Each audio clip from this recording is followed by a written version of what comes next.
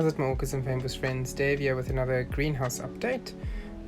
So let's start on the right over here.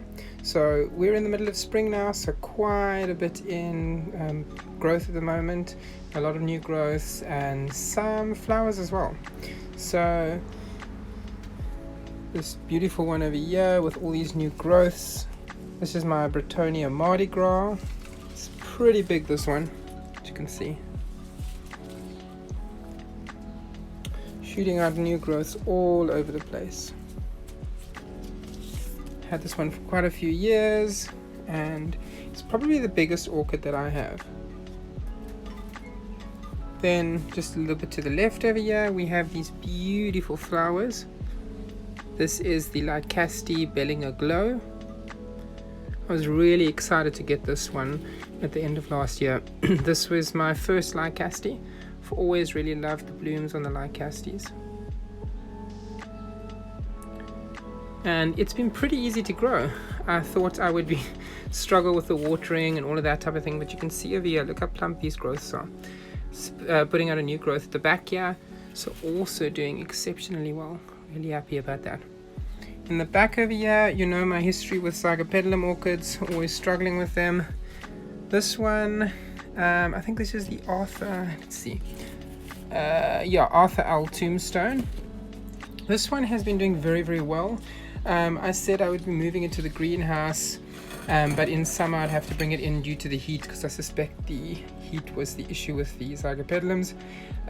We haven't obviously reached summer yet, so I might have to bring this one in, but at the moment doing very well, no spotting, so quite excited to see where that heads over to. Few more orchids over here on the left hand side, some Sherry Babies and a few others as well. My Stenoglottis over here, they're slowly starting to come out of dormancy. I'm going to be giving them a bit of water at some point. Then let's just go a layer down over here. Beautiful Blatilla striata. I struggled a bit with this one in the beginning, but now it seems to be doing pretty well. And this was also a new one. I got at an orchid show recently. It was in flower. I'll see if I have blooms I can insert of that one. The Maxillaria. What is this? Trilorus. Very, very beautiful bloom and fragrant. And yeah, nothing much else happening over here on this side. Then let's move back up to the top here. My beautiful dragon fruit. With quite a few in this pot. I'll have to divide it at some point. Grew those from seeds after eating the dragon fruit. That was quite fun. Yeah, some more Oncidiums at the back there. Nothing too much happening there.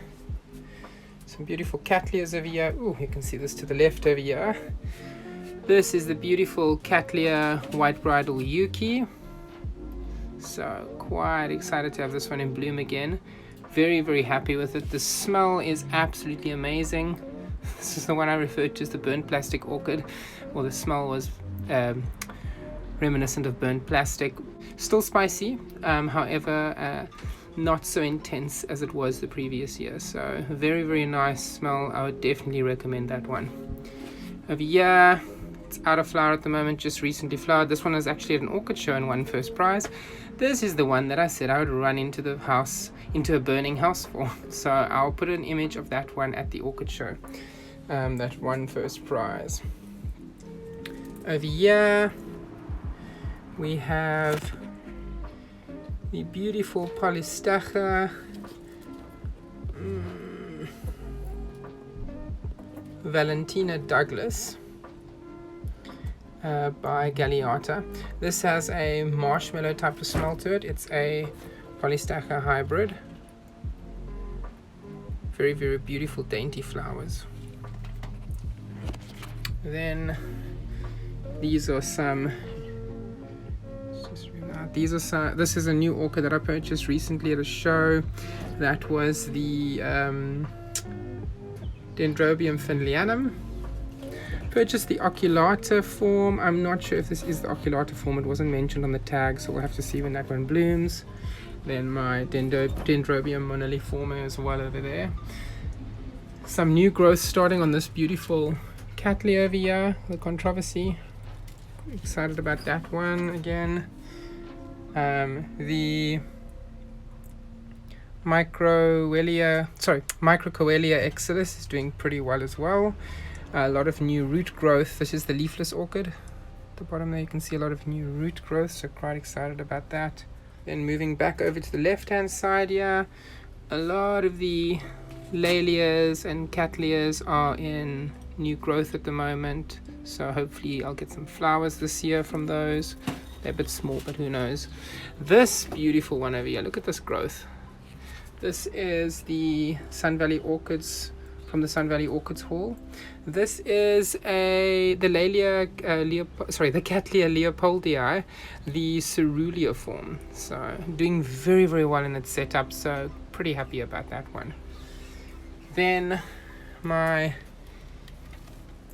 Laylier purpurata in the back there, lots of new growths. I haven't checked it for some swelling over there. Definitely going to have some blooms again as usual on that one. So yeah, quite excited to see that one back in flower. Moving up and to the left here, we have the Clawisia Rebecca Northern in dormancy at the moment. And then a little bit further to the left, we have the Fred Clark Yara After Dark coming out of dormancy. The reason why the one is in dormancy and the other one is coming out of dormancy is the Rebecca Northern has moved from the northern to the southern hemisphere when it was transported last year, so obviously it's still adjusting to its new climate. So that one's still in dormancy, and the Fred Clark Yara has already adjusted a few years ago and is coming out of dormancy.